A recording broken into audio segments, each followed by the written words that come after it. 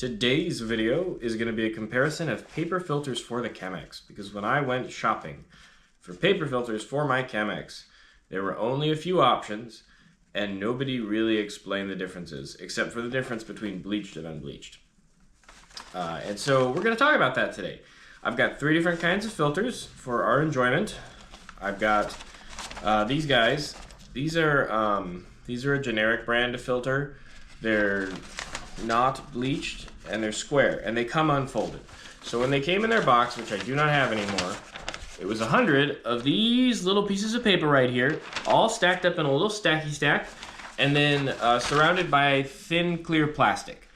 So like, it kept them clean and it kept them together, but either you got to be really careful when you open that plastic, or as soon as you open it, you got to find a new storage solution for these filters, which I did.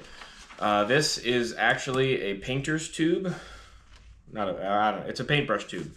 It's a paintbrush tube, and it screws open and shut, and it works pretty great. It exposes the filters. Now, the only tricky part is it only holds probably 50 of them at once if you roll them real tight, because that's all it holds. But it's super nifty for travel.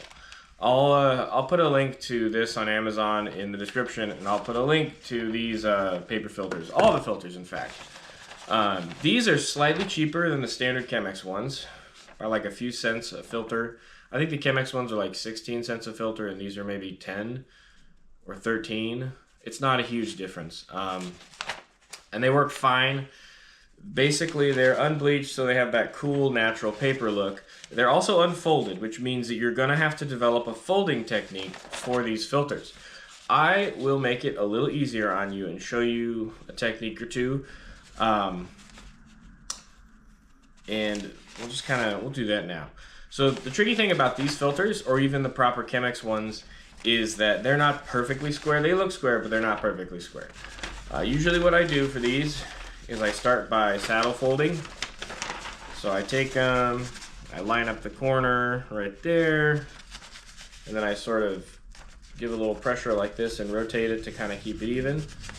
And then I sort of grab it from a few points to keep it from rotating, and I slide to the end right here to start making a crease. And once the crease is established, I just zip, the crease is established.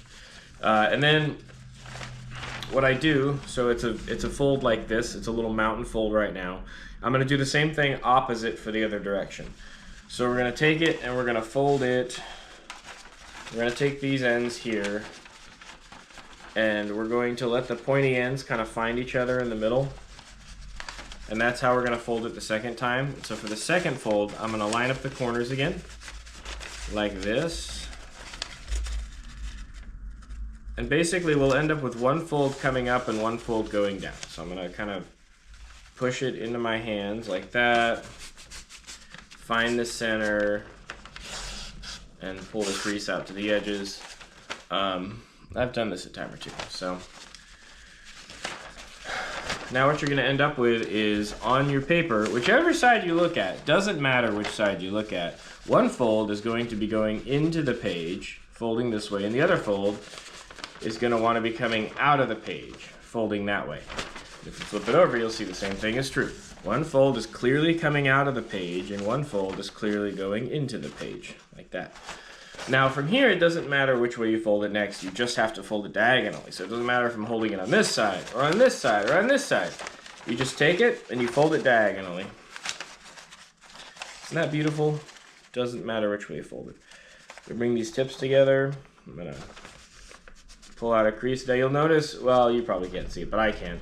The lines don't match up quite perfectly, which is bothersome, but you know, it's just reality. And then what you're going to do is you're going to end up with each of these, and one side is going to naturally want to fold this way, and the other side is going to naturally want to fold this way. And so you're just going to let it do what it wants to do. And one side, you're just going to, you can see it's already hanging like that. It's already kind of hanging a little bit off. So you're just going to like, let this end, which is both folded that way, come up to the top, and let this end, on the back side, come up to the top as well. And now what you should have is a diamond shape, like a this. And then what you can do with this diamond shape is stick it in the Chemex. So here's the Chemex right here. So what we're gonna do is we're gonna find the middle of all these folds. So there's like a stack of folds, and you're gonna find the middle right there. And you'll notice that you kind of have to keep it together, but that it'll, you know, it starts to look like a Chemex filter. I'm gonna stick it in there like this, and bam, it's in there. And I'll just kind of show you. So there we go. We have a nice Chemex look. It really, the cool thing about the square filters is it gives it these little ears here, which are aesthetically pleasing. And when you're all done with your Chemex and you're gonna go to throw it away, you grab this one and you grab this one, and it kind of makes a nice little coffee diaper. It's kind of what it is.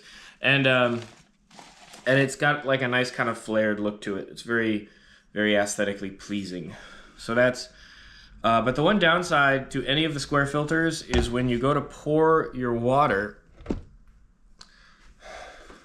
like remember the coffee is below the surface here. The coffee's right in here. And you go to pour it. I'm gonna also show you how to pre-wet the filter since we're already here. So you wanna like get some of the water up on the edges here. Whoops, there goes some filters. And it works pretty good, you pre-wet it.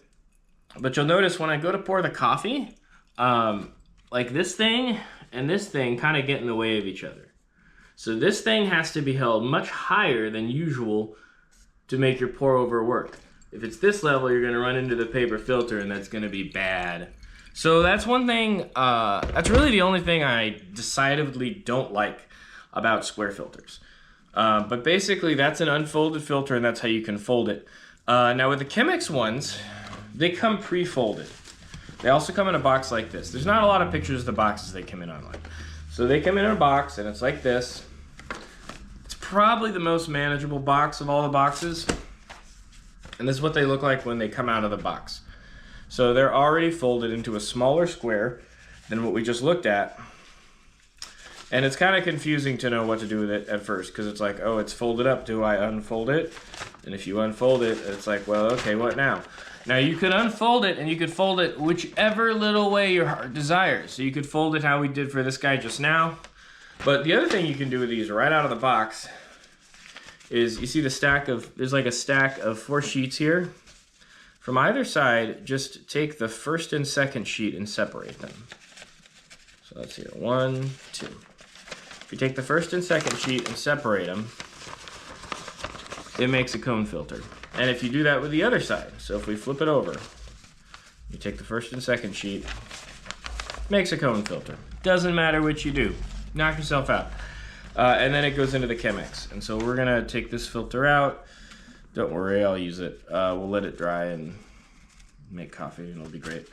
And you basically are just gonna stick it in the Chemex like that.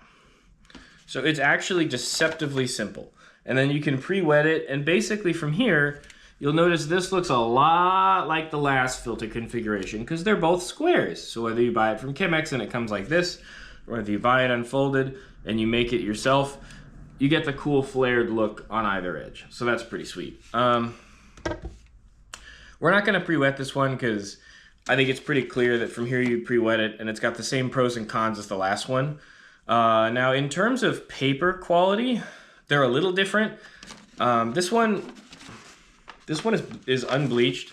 Bleached versus unbleached. Unbleached means it still looks brown. Bleached means it looks white because they bleached it. Pretty tricky, huh? And what I've heard said is that unbleached is a more pure coffee flavor and bleached is a little papery. What I've experienced is meh, whatever. I've not noticed a significant difference in flavor. So take that for what it's worth. Which is probably not a lot, but it's worth something. If you look at these different kinds of paper, you can kind of see this one has like a marbled look to it. A bit of a marbled sort of look. That's the Chemex paper.